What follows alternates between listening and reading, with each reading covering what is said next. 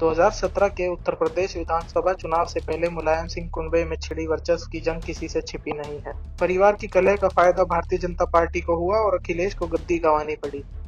इस बीच परिवार भी बंट गया और शिवपाल ने सपा छोड़कर अपनी नई पार्टी बना ली। उन्होंने 29 अगस्त 2018 को प्रगतिशील पार्टी लोहिया का गठन किया। वर्तमान में यह पार्टी चुनाव आयोग में रजिस्टर्ड एक राजनीतिक दल है। इस बीच 2022 यूपी विधानसभा चुनाव को लेकर एक बार फिर चाचा भतीजे के साथ आने की सुगबुगाहट तेज हो गई है।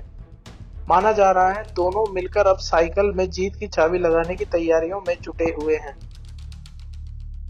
प्रगतिशील समाजवादी पार्टी जहां एक तरफ 2022 में अपना पहला विधानसभा चुनाव लड़ने जा रही है, तो वहीं समाजवादी पार्टी ने भी बड़े दलों की जगह छोटे दलों को साथ में लेकर गठबंधन की तैयारी शुरू कर दी है। हाल ही में शिवपाल यादव ने ऐलान करते हुए कहा था कि वह 150 सीटों पर उम्मीदवार उतारेंगे।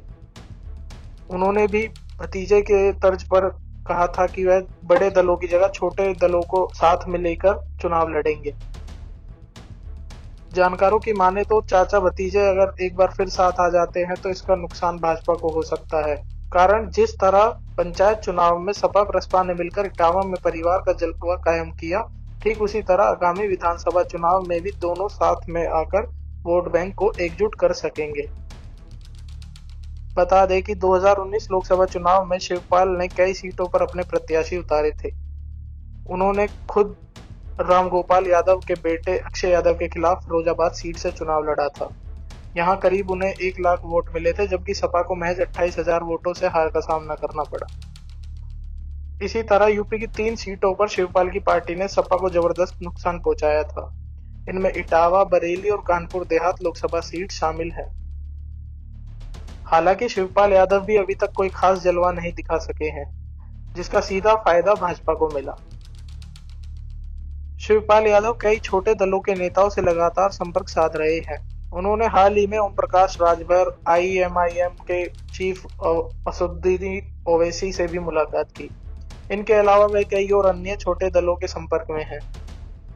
उन्होंने 2022 विधानसभा चुनाव के लिए गैर भाजपावाद का नारा दिया है। उनका कहना है कि समाजवादियों ने समाज के दम पर ही 4 बार सरकार बनाई, अब भाजपा को हराने के लिए पूरे देश के समाजवादियों को एक होना पड़ेगा। वहीं उन्होंने सपा में विलय से साफ इनकार करते हुए सिर्फ गठबंधन करने की बात कही है। गौरतलब है कि सपा से अलग होने के बाद शिवपाल यादव बहुत बड़ा करिश्मा नहीं दिखा सके हैं। पिछले वर्ष उत्तर प्रदेश सहकारी ग्रामीण विकास बैंकों के चुनाव में शिवपाल के समर्थकों को भाजपा के हाथों करारी मात खानी पड़ी।